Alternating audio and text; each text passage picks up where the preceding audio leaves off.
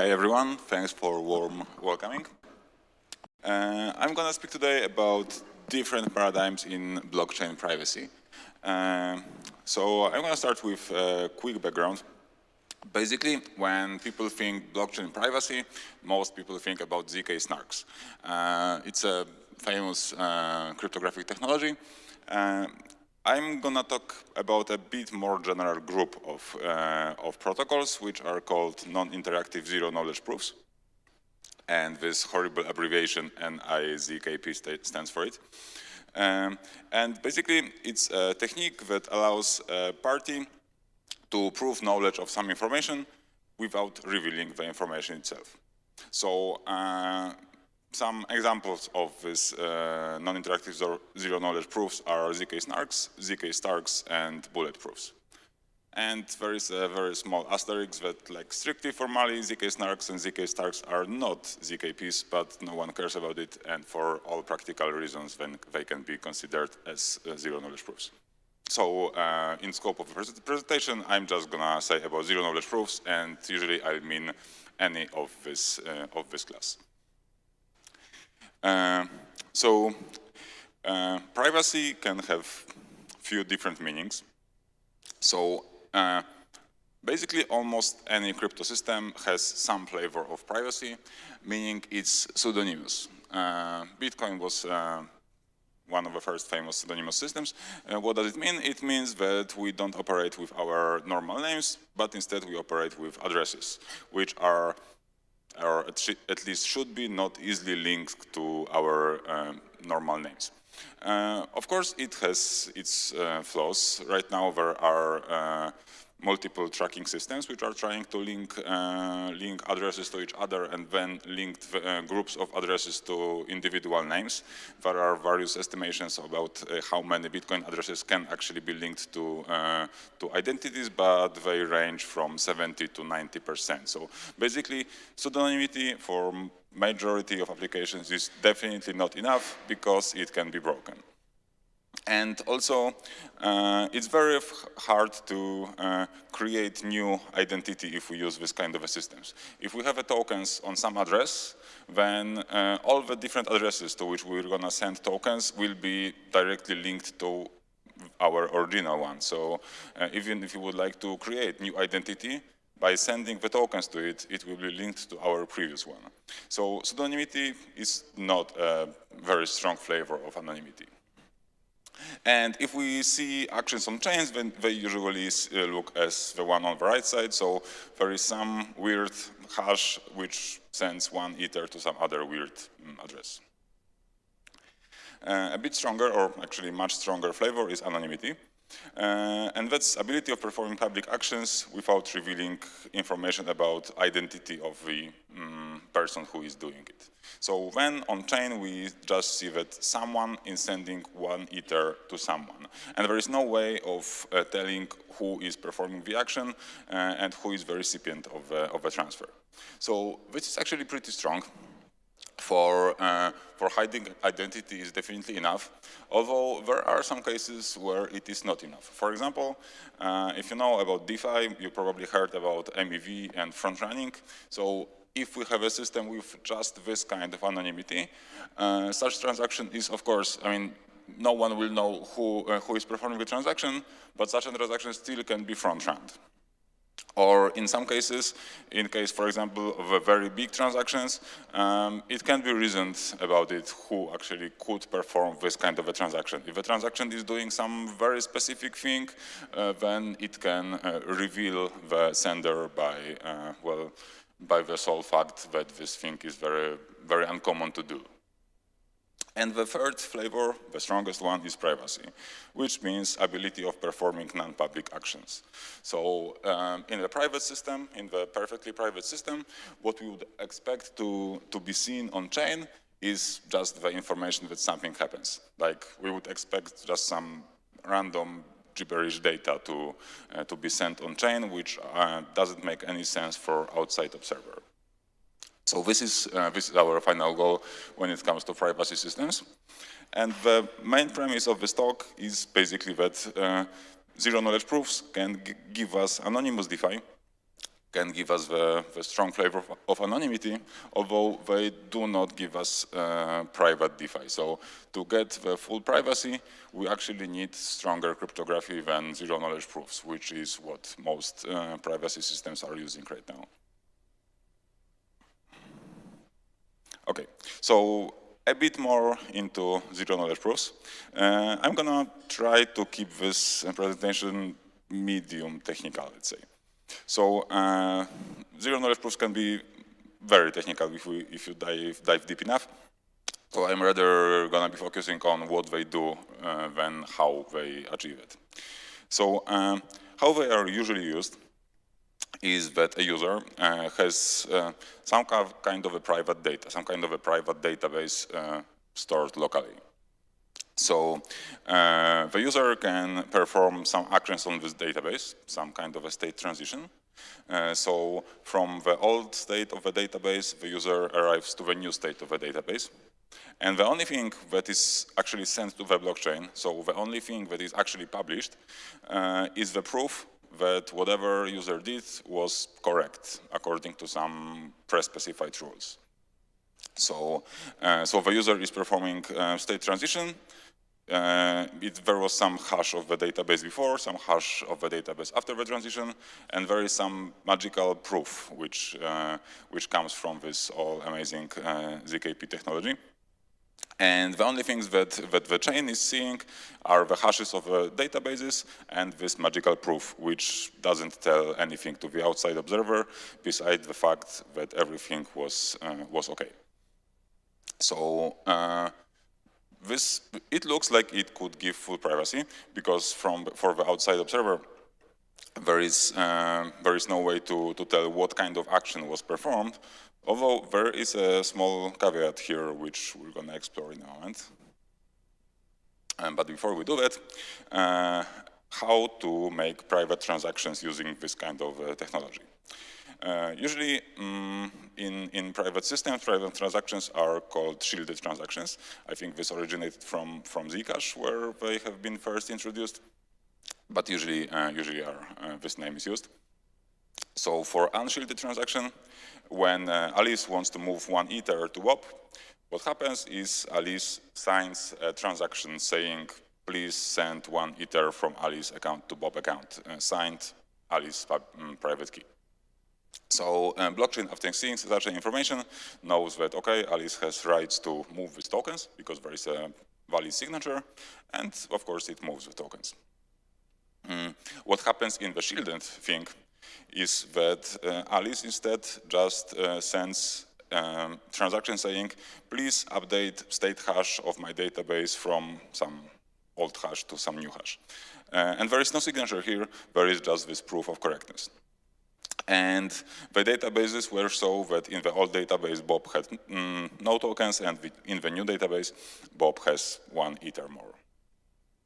There are some intricacies about how to actually inform Bob about his new tokens, but we're not going to explore that too much. But a rough idea of shielded transaction is like this. So now from transactions, let's go into DeFi.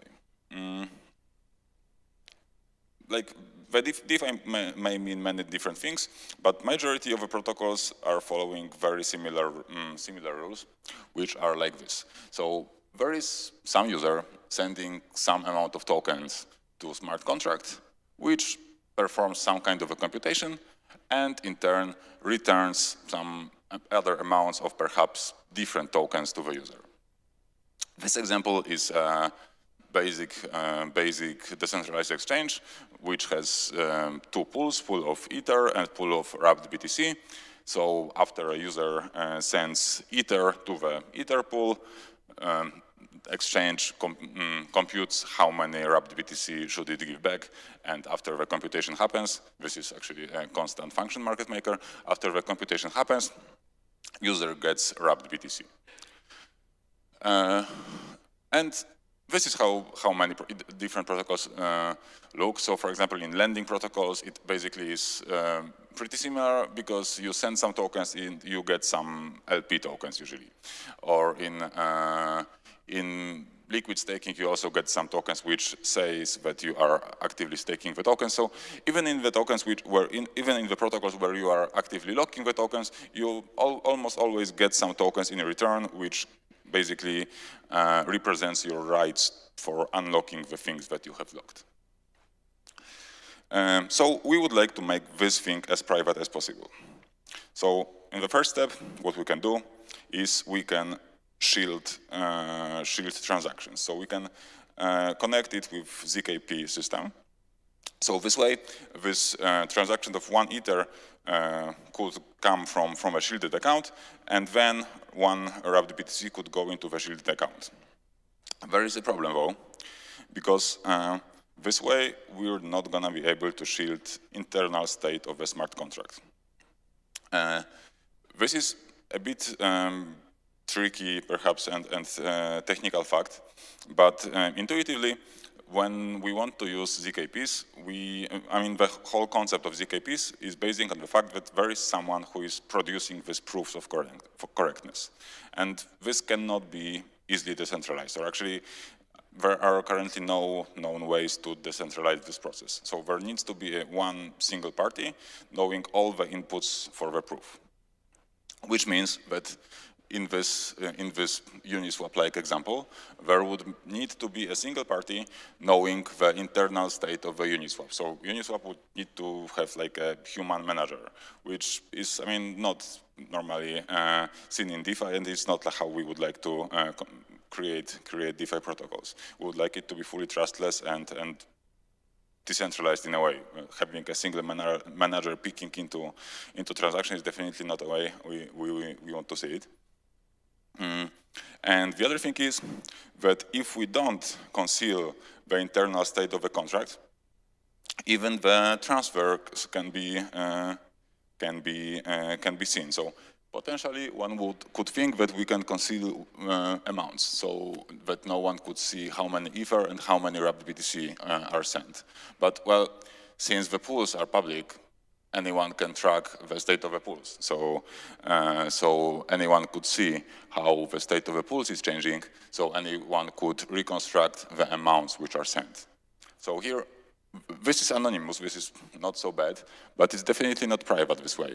Everyone can see what's happening, and in particular, front runners can get in front of this transaction and exploit it. So what we want is a stronger shield. We would like to conceal this part, and this part as well.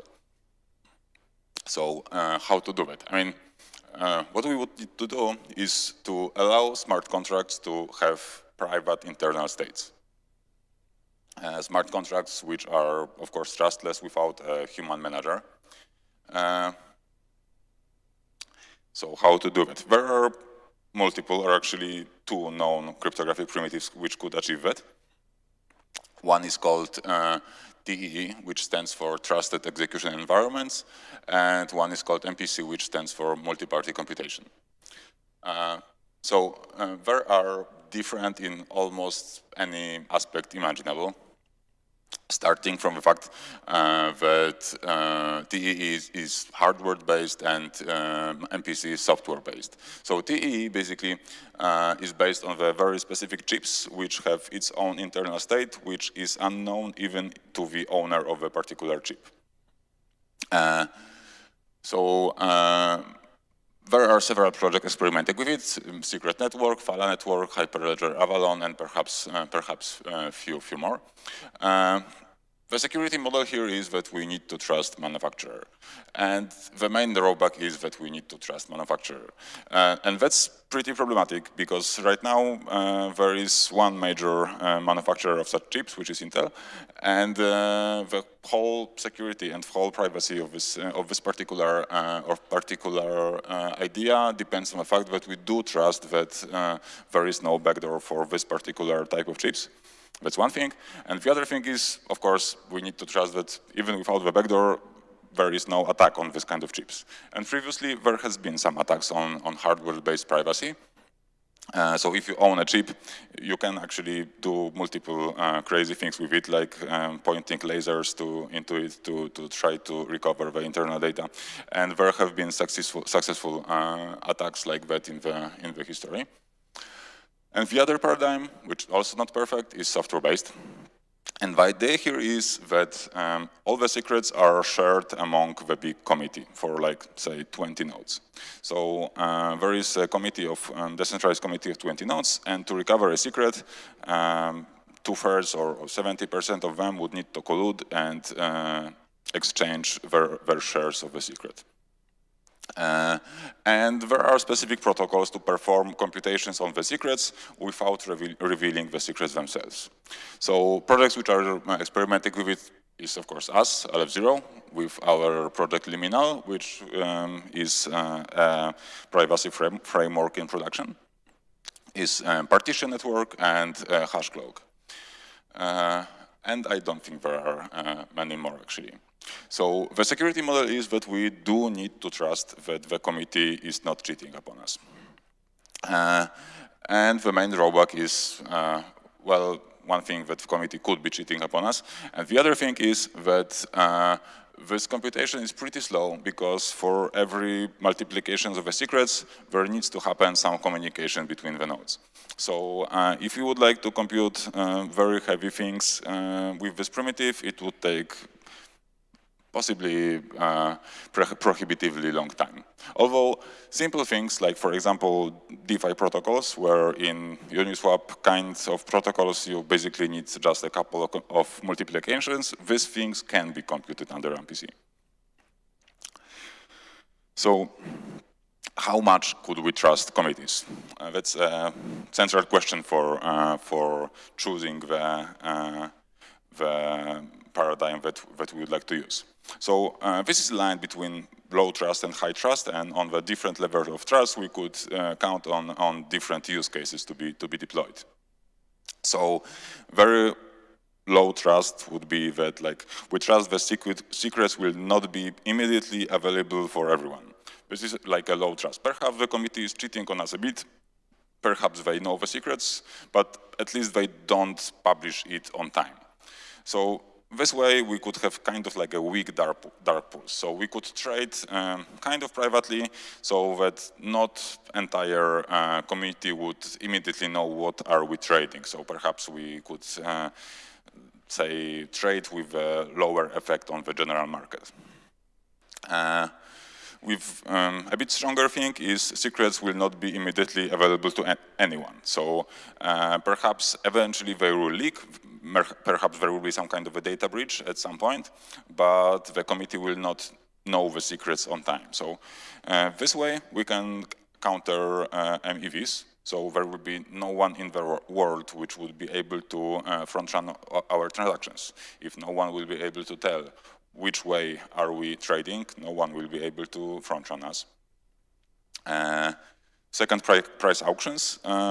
These are basically probably the most used auctions in the internet right now, used by Allegro and eBay and such, which are very hard to deploy on the blockchain.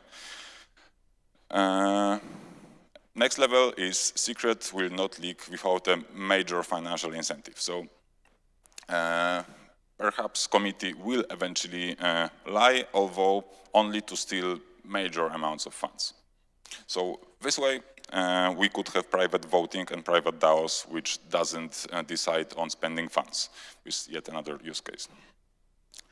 Next, perhaps we believe privacy so much that we could bet $1 billion that secrets will not leak anytime soon. This way, we could actually automate DeFi actions. We could. This is a very important point. So in this point, in the fourth one, we could have private keys to accounts stored under the MPC. So this MPC committee could basically automate any interchain actions and act on behalf of users for multiple different actions.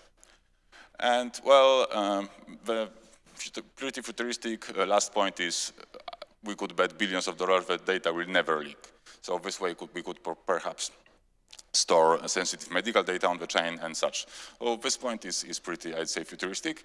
This one is not. Actually, I could argue that this is point where we already do trust. There are protocols like Wormhole, Multichain, and other, which already do have billions of dollars, depending on the fact that committee doesn't share secrets. These are basically multi-chain bridges, which are based on the committees. And of course, probably many of you know, many of them have been hacked, but I think the vast majority, with a single exception, have been hacked due to different reasons that too small committee sizes. So I think the committee paradigm is okay. What's wrong was rather just the bridge code, which was inherently very complex. So the main takeaways from this talk are that zero-knowledge proofs can give us anonymous DeFi, but they will not give us private DeFi. MPC and TEE can give us more, in particular private DeFi. And projects as Wormhole, Multichain already store billions of dollars on accounts, and which means that basically at least some part of community already do trust MPC model already. Thank you. If there are any questions, I think we have like 3 minutes, so I'll be happy to answer.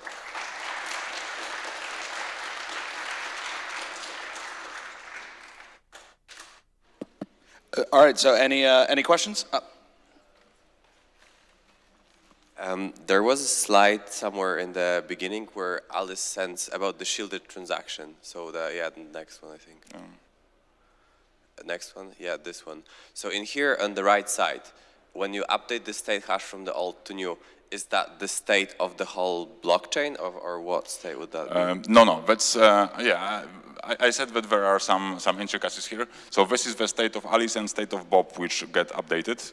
So Alice can update her own state, and this is the tricky part. Alice needs to update part of the Bob's state. So what actually happens is Alice is creating something like UTXO, which then she gives to Bob. So actually this system works with very, very small states, UTXO like in Bitcoin. So each of the small state things is a single UTXO which can be created or destroyed. So Alice is destroying several UTXO and creating several UTXO and perhaps creating one for Bob. And then she sends this UTXO to Bob. Hey, I've got a question. With this full privacy, isn't it going to break composability? Like, is there any solution how to achieve composability with this full privacy, or will it just break DeFi? Yeah, that's a good question. So actually how we imagine it working is that any other DeFi, even like a non-private DeFi protocol, can send a transaction to the private one, and then like it will not be able to predict what the outcome will be, like at least not fully. So for example, you could chain Uniswap action with a private thing action with yet another non-private action, but the property would be that like you could be able to roughly predict what Uniswap will do. So you will send one ETH to Uniswap and get one wrapped BTC in return. Then this wrapped BTC could go to the private system, and then, well, you don't really know what exactly will happen inside. So so you can chain actions among private and non-private things, but like the caveat is that there will be some more unpredictability than with fully public protocols. In particular, you cannot simulate them locally.